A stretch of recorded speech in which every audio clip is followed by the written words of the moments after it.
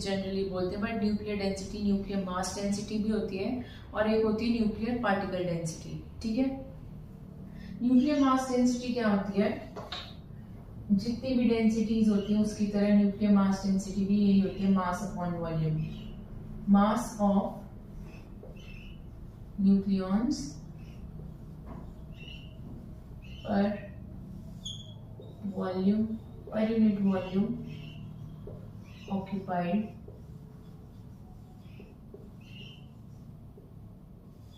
by nucleons।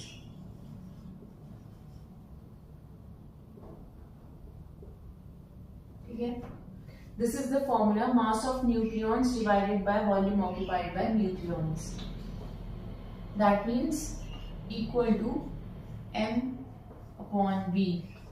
अब mass of nucleons क्या होगा, it will be number of nucleons multiplied by 1 AMU divided by volume occupied। volume occupied by nucleus, क्योंकि nucleus sphere है, so it will be 4 by 3 pi r cube।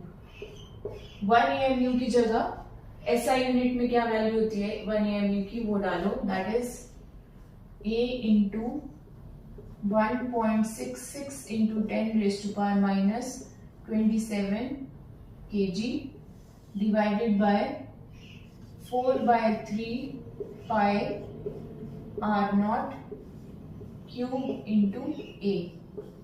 a से a cancel, तो क्या मिला, इसका order जो आएगा that will be 10 to the power 17 kg per meter cube।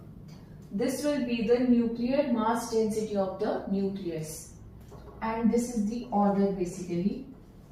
मैंने कोई नंबर नहीं लिखा, न्यूमेरिकल वैल्यूज के आगे आएगी, मल्टीप्लाई होगी, बट ऑर्डर क्या होता है 10 to the power 17, ठीक है, kg per meter cube। And यहां से हमें पता चलता है कि न्यूक्लियर क्या है, बहुत highly dense.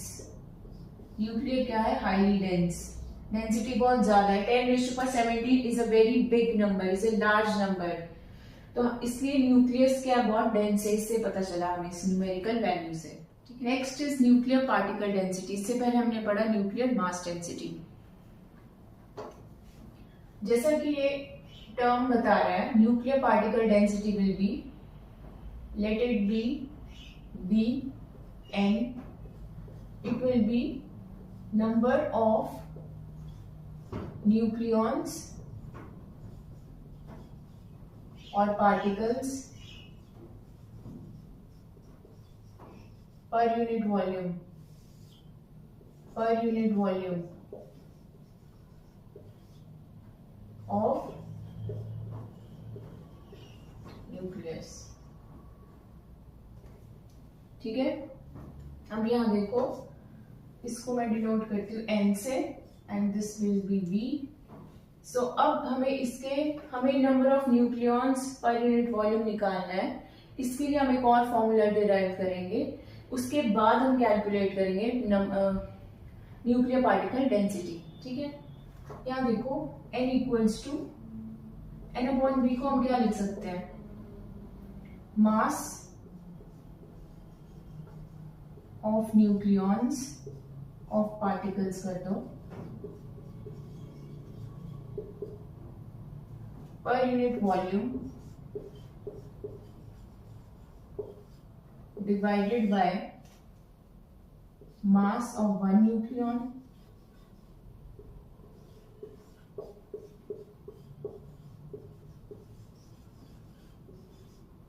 think and let me know कि क्या ये एक्सप्रेशन और ये एक्सप्रेशन सेम है। यहां देखो,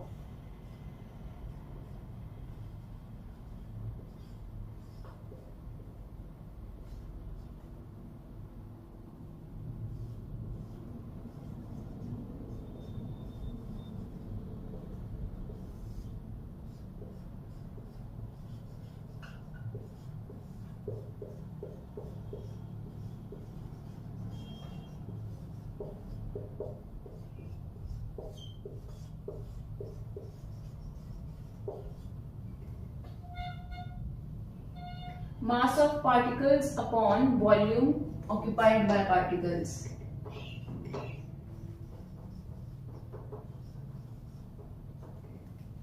ठीक है, देखो मास ऑफ पार्टिकल्स और number upon mass of one particle, ये हमें क्या दे देगा? This will give us number of particles. कैसे? अगर 5 पार्टिकल्स हैं, मान लो पार्टिकल्स हैं 5 पार्टिकल्स, और 1 का मास और 5 का मास है 10 kg. ठीक है, सारे पार्टिकल्स का मास है 10 kg. तो अगर हम डिवाइड करें एक पार्टिकल के मास से, मान लो 2 kg. ठीक है, अब देखो अगर हमें ये पता नहीं था और हम बोलते कि mass of particles divided by mass of one particle, तो कितना आ जाएगा? 5. पता चल जाएगा कि कितने पार्टिकल्स थे, तो ये पार्टिकल्स आ गए. वही है, mass of particles divided by mass of one particle हमें नंबर ऑफ पार्टिकल्स बताएगा. डिवाइडेड बाय वॉल्यूम ऑक्यूपाइड हमें न्यूक्लियर पार्टिकल डेंसिटी बताएगा. तो इस फॉर्मूला का जब यूज करेंगे तो इनको ये हमें पता है ये क्या है. This is nuclear mass density जो हमने डिराइव की 10⁻17 kg पर metre cube. Mass of one particle कितना था? That was 1 AMU. 1.66 इंटू 10⁻⁻, कितना? 27 kg.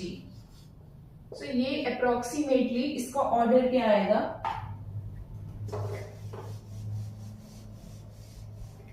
इसका ऑर्डर इट विल बी 10⁻44. अगर हम देखें 17 + 27, 7 7 14, 2 3 4, इसका order will be this. So approx value हम इसको ये लेके चलेंगे, न्यूमेरिकल वैल्यू मैं नहीं बता रही हूँ. So this will be of this order 10⁻. Nuclear particle density is of the order of 10⁻44 पर मीटर क्यूब. ठीक है, बेसिकली ये क्या है? पार्टिकल्स पर मीटर क्यूब. ऑलराइट, और जो न्यूक्लियर, ये थी न्यूक्लियर पार्टिकल डेंसिटी, और न्यूक्लियर मास डेंसिटी है that is of the order of 10⁻17 kg पर मीटर क्यूब. मास डेंसिटी है तो मास अपॉन वॉल्यूम, पार्टिकल डेंसिटी है तो पार्टिकल अपॉन वॉल्यूम.